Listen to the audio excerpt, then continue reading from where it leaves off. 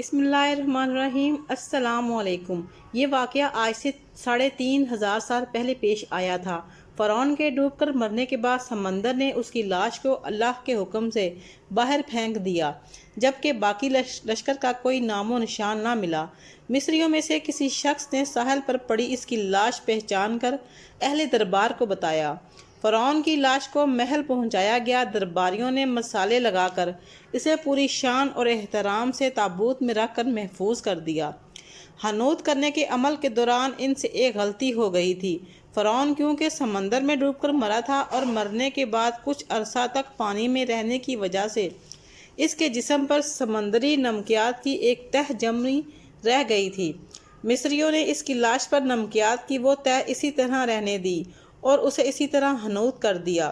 وقت گزرتا رہا، زمین و آسمان نے بہت سے انقلاب دیکھے جن کی گرد کے نیچے سب کچھ چھپ گیا، حتیٰ کہ فرعونوں کی حنوط شدہ لاشیں بھی زمین کی تہوں میں چھپ گئیں۔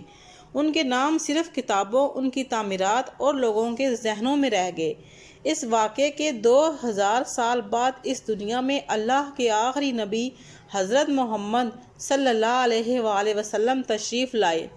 ان پر نازل ہونے والی آخری کتاب میں فرعونوں کے قصے بڑی تفصیل کے ساتھ بیان کیے گئے تھے، اور اسی سلسلے میں اس فرعون کا جسم محفوظ کرنے کی بابت آیت بھی نازل ہوئی تھی، جس کی سچائی پر سب اہل ایمان کا پختہ یقین تو تھا، لیکن وہ سمجھنے سے قاصر تھے کہ اس خدائی کا دعویٰ کرنے والے کی لاش کہاں محفوظ کی گئی اور کیسے اسے عبرت کا نشان بنایا جائے گا۔ 1871 میں مصر کے ایک شہر الغورنیہ سے تعلق رکھنے والے غریب اور معمولی چور احمد عبد الرسول کو فرعونوں کی حنوط شدہ لاشوں کی طرف جانے والے خفیہ راستے تک رسائی مل گئی۔ احمد عبد الرسول نوادرات چوری کر کے بیچا کرتا تھا۔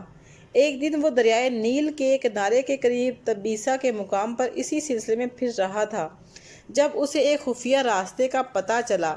وہاں سے وہ نوادرات کی چوری کی جگہ کھود رہا تھا کہ اسی دوران اسے کچھ لوگوں نے پکڑ لیا اور پولیس کے حوالے کر دیا۔ وہ جس جگہ کو کھود رہا تھا وہاں سے ملنے والے راستے کی جب مسلسل کھدائی کی گئی، 1891 کو دوسری ممیوں کے ساتھ اس غرق ہونے والی فرعون کی لاش بھی مل گئی۔ اس کے کفن پر سینے کے مقام پر اس کا نام لکھا ہوا تھا۔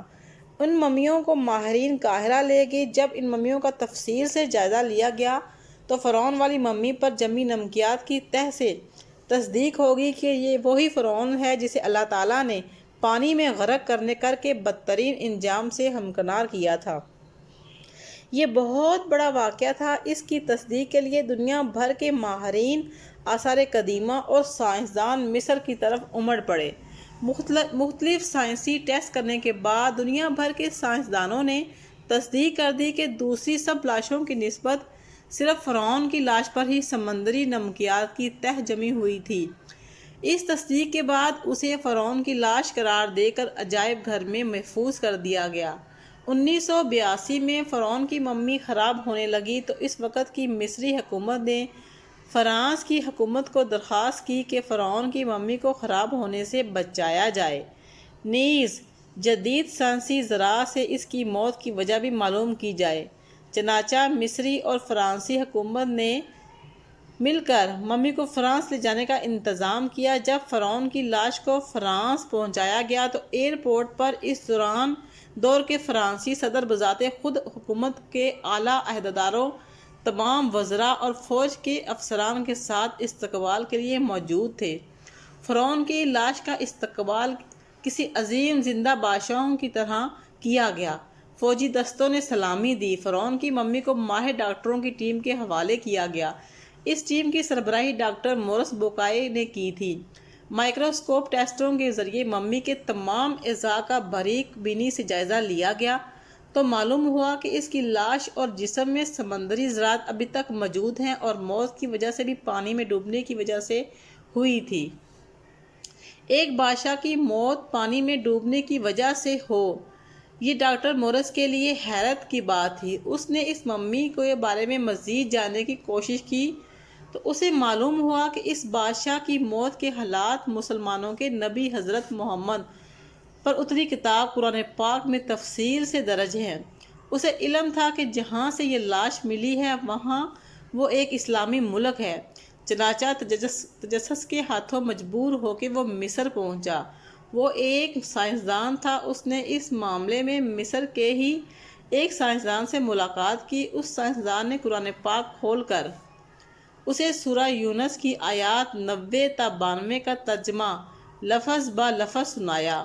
فرعون کا خدائی کا دعویٰ، اس کا پانی میں ڈوب کر مرنا اور پھر پانی سے نکال کر اس کی لاش کا حنوط ہو جانا اور پھر دوبارہ لاش کا ملنا، پھر اس کی لاش کو جدید سائنسی دور میں دوبارہ محفوظ کیا جانا، سب کا اشارہ ایک جانب تھا اور وہ بہت واضح تھا: تجھے بعد میں آنے والوں کے لیے عبرت کا نشان بنا دوں گا۔ فرعون کی لاش ایسے محفوظ کر کے دنیا سامنے لا کر رکھ دی گئی کہ انٹرنیٹ کی ایک کلک پر رسائل و جرائد پر، ٹی وی چینلز پر اور عجائب گھر میں اربوں انسانوں کی آنکھوں کے سامنے کریہ اور پچ کی قابل ترس حالات میں موجود ہے۔ عبرت کے لیے، سوچنے کے لیے کہ عبادت کے لائق اور ہمیشہ رہنے والا وہی ہے جو سب کا خالق، رازق اور مالک ہے۔ ڈاکٹر مورس نے آیات کا ترجمہ سنا تو اسی وقت پکار اٹھا: قرآن سچا ہے! کلمہ پڑھا اور مسلمان ہو گیا۔ آپ سے مؤدبانہ گزارش کرتی ہوں کہ ہمارا ہدف آپ کو بہترین اسلامی، معاشرتی، تاریخی، معلوماتی، اصلاحی تحریریں پیش کرنا ہے، جس میں آپ کا ایک شیئر بہت بڑا کردار بطور صدقہ جاریہ بن کر ثواب دارین کا باعث بن سکتا ہے۔ آئیں ہمارے ساتھ ساتھ آپ بھی اس کار خیر کا حصہ بنیں۔ سبحان اللہ و بحمدہ، سبحان العظیم۔ امید ہے کہ آپ کو ویڈیو پسند آئی ہوگی۔ پسند آئے تو لائک کر دیجیے، چینل کو سبسکرائب کر دیجیے گا۔ اوکے، اللہ حافظ۔